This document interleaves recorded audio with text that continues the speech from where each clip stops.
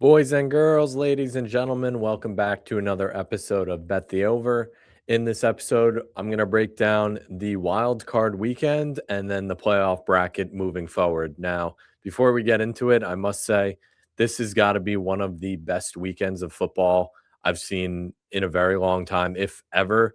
Every single game was competitive, besides honestly the last two. However, starting out, we had Rams versus Panthers. Now, this game, I don't think many people expected it to be this close. Shout out to the Panthers. They really played well on defense specifically. They did give up a lot of points, but they kept this game close. Let's get into the stats. So we had Stafford. He threw for 304 yards. He threw 3 touchdowns and 1 pick, as opposed to Bryce Young. He threw for 264 yards, 1 touchdown, and 1 pick. The Panthers should be ecstatic with the result of this game. I know they didn't win, which sucks, but they have their quarterback. Bryce Young proved big time game. He stepped up. He played well. He threw 1 pick, 1 touchdown, but overall, he ran an efficient offense. Running wise, Rams had Kyron Williams, 13 carries, 57 yards. Chuba Hubbard went for 13 carries, 46 yards, but he did end up having 2 touchdowns. So Chuba Hubbard looked pretty good. It's going to be interesting to see what the Panthers do this offseason. I know Rico Dowdle came back halfway through the year and started going crazy. He had back-to-back like 200-yard games. He's going to be a free agent. It's going to be interesting what they do with him. And then the Rams, Puka had 10 receptions, 111 yards, 1 touchdown. And Jalen Coker, a surprising role player that came back. He had 9 receptions, 134 yards, and 1 touchdown. The Panthers should be really happy with their wide receiver core moving forward. They got Tet, and now they have Coker. Chuba Hubbard got involved, and their defense played pretty well. Now, the Rams, I think I picked them to win the Super Bowl in a couple of my brackets. They didn't really look the best, but the best part about this game was really the fourth quarter. You had 1, 2, 3, you had 4 lead changes. So going into the fourth quarter, the Panthers scored a 3-yard touchdown. Chuba Hubbard ran it in. Then you had Matt Stafford threw a touchdown to Kyron Williams, making it 27-24. And then you had Bryce Young throw a touchdown for Jalen Coker, 7 yards. So then it was 31-27. And then with 38 seconds left, Stafford ran down the field or pushed the ball down the field. And Kobe Parkinson scored a 19-yard touchdown to win the game. So overall, the wildcard weekend started out with a bang. 4 lead changes in the fourth quarter, giving the Rams a 34-31 point win over the Panthers. Shout out the Panthers. No one expected them to win this game or even come close. So overall, they played extremely well. Now, the next game that came up was Packers versus Bears, a NFC North matchup that was one for the ages. The stats: Love threw for 323 yards, 4 touchdowns. He played extremely well. Caleb Williams threw for 361 yards, 2 touchdowns, 2 picks. Josh Jacobs ran for 19 carries, 55 yards. Swift had 13 carries, 54 yards, and a touchdown. Romeo Doubs led the Packers with 8 catches, 124 yards, and 1 touchdown. And Colston Loveland, rookie tight end, shout out, came receiving yards. He had 137 for 8 receptions. So this game, the Packers jumped out to an early lead. At one point going into halftime, it was actually 21-3. So it looked like the Packers were going to upset the Bears at home. However, the Bears, third quarter, Santos kicked a 34-yard field goal, bringing it 21-6. Santos hit another 51-yard field goal, bringing it 21-9. Then DeAndre Swift rushed for 6-yard touchdown. So then it was 21-16. Then you thought the Packers put the nail in the coffin when Golden, the rookie, caught a 23-yard touchdown, making it 27-16. However, the Bears, they're gritty. They came back with 4 minutes left in the game. They scored a touchdown. Caleb Williams threw it to Zacchaeus, and then it was 27-24. And then Caleb Williams threw a touchdown pass to DJ Moore for a 25-yard touchdown, bringing the score to 31-27. The Bears scored with 1 minute and 43 seconds left. So overall, this game, back-to-back games, was absolute fireworks. I mean, they were down 21-3. So they were down by 19 points, 18 points. and came all the way back to win. That's a crazy comeback for the Bears. I mean, overall, I knew this game was going to be pretty close. I did like a double bracket elimination thing, and in both my brackets, I picked each team. I picked the Bears for one and the Packers for one because I knew this would come down to the wire. Overall, I think if the Packers were fully healthy with Parsons, I think they probably end up winning this game. But great game by both quarterbacks, and it's going to be a crazy matchup moving forward in the NFC North. And Matt LaFleur did end up getting an extension, I think, or he didn't get fired. I know there was speculations that if he lost that game, first round exit, that he would be on the hot seat and potentially get fired, but he's still with the Packers moving forward. Next game, another great one, Bills versus Jaguars. And this one was a close game, man. I was watching, it was tense. So you had Josh Allen, 273 yards, one touchdown. Trevor Lawrence played pretty well, 270 yards, three touchdowns, two picks. James Cook ran for 15 carries, 46 yards. ETN, 10 carries, 67 yards. And Khalil Shakir led the team with 12 receptions, 82 yards. And Parker Washington, he stepped it up past couple weeks. Last month of the season, he had 7 receptions, 107 yards, and a touchdown. This game was also very close. The Bills are really getting killed at wide receiver with injuries. Gabe Davis tore his ACL. Jalen Joshua Palmer, sorry. He's on IR. I don't know if he's going to come back. They're really down to Brandon Cooks, Khalil Shakir, and I don't even know who their third wide receiver is, but they are really beat up. It's going to be tough for them moving forward to generate offense. They should potentially be able to run the ball a little bit better. The Jaguars have a surprisingly really good defense. They really turned around last year. They weren't that good this year. They really turned up. Liam Cohen, I think, should be in the running for coach of the year. I mean, they were picking at pick 5, I think. I know they traded it up with the Browns to number 2, but he completely flipped this team around, and he's really unleashed Trevor Lawrence. I know he did have 2 picks. One of them was the last play of the game. He threw a pick.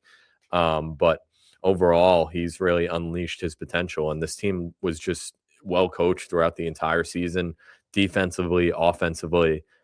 This game was also back and forth. Fourth quarter, Trevor Lawrence threw a touchdown with 12 minutes left and 55 seconds to Parker Washington. So then it was 16-13, Jaguars leading. Then Cam Little hit a field goal, so it was 17-13. Then Josh Allen threw a touchdown to Dalton Kincaid, making it 20-17. Trevor Lawrence touchdown to ETN, 24-20. And then Josh Allen with a minute left in the game, 1-yard touchdown rush, making it 27-24. So in this game as well, you had 4 lead changes as well. So like I said, this wildcard weekend was absolutely insane. Starting out with those 3 games, you had Rams versus Panthers, 4 lead changes. Bears versus Packers. Bears came back from a 21-3 losing by 19 or 18 points. And then you had Jaguars, Bills with 4 lead changes in the fourth quarter. And then, in my opinion, this was the best game. I'm a Giants fan, as you all know. So watching the Eagles lose in the playoffs was brought me happiness. I mean, the Giants never make the playoffs, so I can't really talk shit. But watching either the Eagles or the Cowboys lose is the only form of entertainment I get during the NFL season because the Giants are terrible. But I already went on a rant with them last week. So let's get into the stats of this game. Brock Purdy had 262 yards, 2 touchdowns, 2 picks. Jalen Hurts had 168 yards, 1 touchdown. CMC had 15 carries, 48 yards. Saquon had 26 carries, 106 yards. Saquon always turns it all up in the playoffs, I swear. And then Demarcus Robinson led the 49ers with 111 yards, 1 touchdown, and Devontae Smith had 8 receptions for 70 yards. So overall, this game was also back and forth. Getting into the fourth quarter, the Niners scored a touchdown with 14 minutes or like 15 minutes left about, making it 17-16. Then the Eagles kicked a field goal, making it 17-19. Then Brock Purdy threw a touchdown to CMC, making it 23-19 with 2 minutes left in the game. So there was 3 lead changes in this game. Going forward, I think the Niners are going to struggle.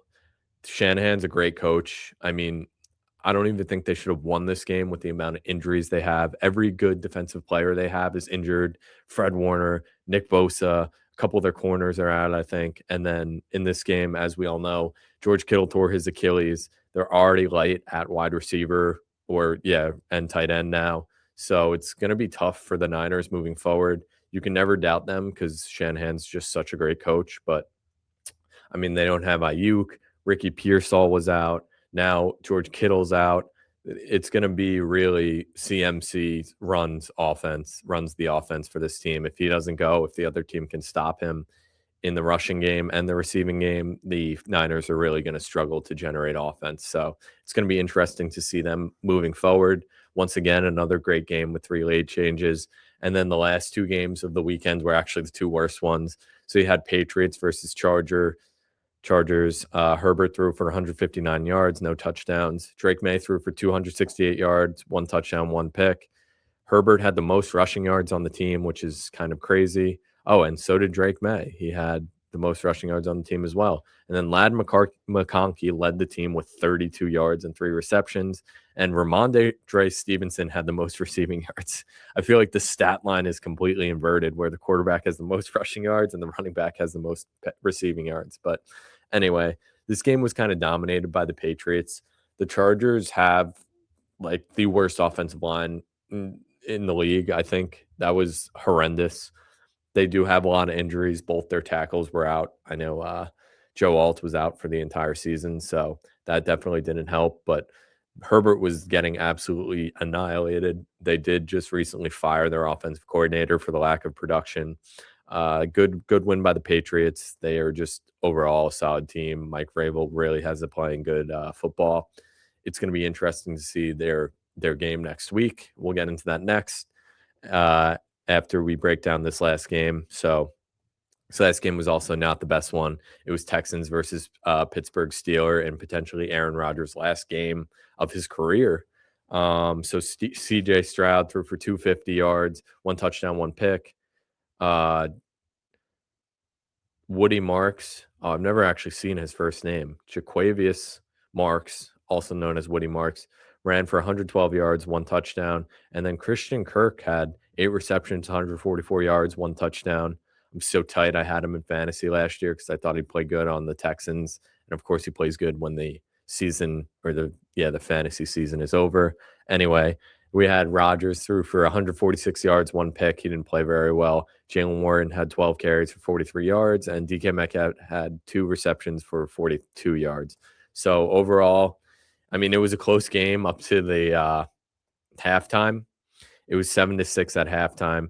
Yeah, I feel like most people kind of knew the Steelers weren't really good. I mean, their offense was inconsistent. Their defense started the year looked terrible. Then they started playing better.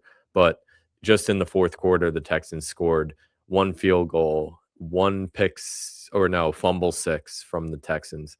Woody Marks scored a touchdown, and Aaron Rodgers threw a pick 6 on his last throw, last touchdown of his season, I guess you could say. So just in the fourth quarter, the Texans had 24 points. So they outscored the Steelers 24-0 in the fourth. So overall, the Steelers offense was kind of bad the entire year. And the breaking news of this week was that Mike Tomlin did step down from the Steelers. So now they are on the head coaching search.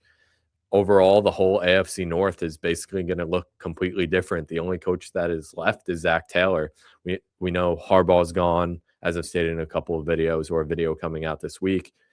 He's a top candidate. You have Kevin Stefanski, who's also a big candidate for most teams. And now Mike Tomlin's out. We don't know what he's going to do. I don't think he's going to coach, but I saw something about he might be in the media or something. But overall, Zach Taylor's the last man standing in the AFC North. So it's going to be interesting what that division looks like next year. And then now we're going to get into the playoff bracket. So next round, we have Broncos versus Bills, 1 seed versus 6 seed. That one's going to be a great game. The Broncos have like the best defense in the league. Vance Joseph, the defensive coordinator of the Broncos, is potentially one of the Giants head coach's targets. But you really can't bet against Josh Allen. I mean, he's incredible. There's no Mahomes, there's no Lamar, there's no Bengals. Like, this could potentially be his season to really get the Bills over the hump and get them to the Super Bowl. Although the Broncos are a well-coached team. Sean Payton has them playing great football. Bo Nix has taken a step up from last year, and it's going to be really hard to score any points against this defense, especially with their lack of wide receivers. With the Bills, this is going to be a tough game to pick. I really don't know. That's like a true 50-50. I could see either side. I want the Bills to win, so I'll take the Bills to move on, even though I don't know. It's going to be a tough one. And then next we have Patriots versus Texans. Now, both teams are well coached. Patriots overall was the biggest shocker of, I guess, the season. Drake May had a solid rookie season. However, this year he's one of the top two guys for the MVP, the other being Matt Stafford. And then the Texans last year was a bit disappointing after CJ Stroud's fantastic rookie year. Same with D'Amico Ryans. And then this year, they started out a little bit slower. They lost Tank Dell for the entire season, and Nico Collins did just go out with a concussion last game. So we got to see what his status is moving forward.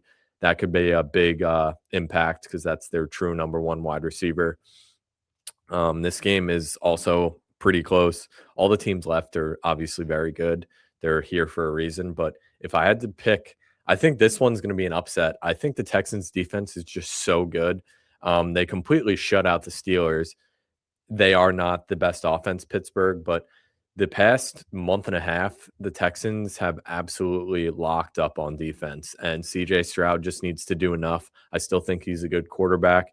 He just needs to game manage and let the defense do its thing. I think Drake May might struggle against the Texans defense, or I could be completely wrong, and he can cement himself as the MVP and tear up one of the best defenses in the league. That's might be the game of the week. I'm pretty excited to watch that one. And then on the NFC side of the bracket, we got Niners versus Seattle, NFC West matchup. They've played 2 times this year, as all division games go. And the Niners, I'm pretty sure, won the first game, and Seattle won the second game, or that might have been the Rams. Let me look into their record. 49ers. I know each game they played was close. Let's get into the schedule. 49ers schedule. I think I'm thinking of the Rams, whereas 2 games were played and it was a 1-point difference between each game. Now, if they played right now, it would be pretty crazy because I know the one game the Rams blew against Seattle to win the division, they were winning by a lot and ended up losing that game. But let me look into the Niners. So this season started right here. So the first game of the season, the Niners actually played Seattle in week 1, and they won the game 17-13. Seattle then later in the season, Seattle beat the 49ers 13-3. So it was kind of back and forth both games. I mean, Seattle beat them most recently, so I guess you could give them the potential advantage. They have looked really, really good on defense, Seattle specifically. Darnold has kind of looked inconsistent at times. He has a great true number one wide receiver in Jackson Smith and Jigba, and he has looked very good this year, like statistically, but he is pretty inconsistent still. So you don't know what Darnold you're going to get. They didn't play last week, so they haven't played football in 2 weeks. I guess you could be worried about rust, but I just think the Niners are too beat up. I mean, defensively, offensively, everywhere. Their whole team is just obliterated with injuries. If Seattle can limit McCaffrey's impact on the game, I think they can win this game. So if I had to pick one team, I think Seattle. I'm going to take Seattle in this one. Although the Niners do have more extensive history of playing in the playoffs as opposed to Seattle. So that's going to be an interesting one too. And then the last game we're going to go over is the Rams-Bears. This one might be a high-scoring game. I mean, the Rams, I think, have the overall more talented roster. Like I said, I think the Rams are my Super Bowl favorites. but I am pretty worried after their game last week. The Panthers did look pretty good, but Caleb Williams has really taken a step up from last year. Ben Johnson has the whole team playing well. One second. But overall, I do think the Rams team in total is just more talented. Defensively, they have one of the best defenses in the league. Jared Verse is one of the most underrated pass rushers in the game. The Bears defense it is just okay. I mean, the Packers tore them up last week. I mean, they locked in the second half. So we'll see. It'd be exciting to see Caleb move on, but I'm taking the Rams in this one. So overall, I think the playoffs have looked amazing so far. You don't have the same teams that's been in it the past couple of years, like the Chiefs. The Eagles are out, the defending Super Bowl champions. So the playoffs is up for grabs, specifically in the AFC side. It's going to be great to see. Wild card weekend, that was like the best games of football I've seen in a very, very long time. Every game felt like it was back and forth with great comebacks, lead changes, and all that good stuff.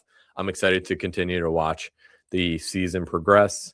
Obviously, the Super Bowl is going to be fun to watch. And I know I'm more of a Giants channel, but we got to enjoy these last couple weeks of football because then it's 8 months of sitting around and speculation until the next season. So thanks for tuning in, guys. And remember, bet the over.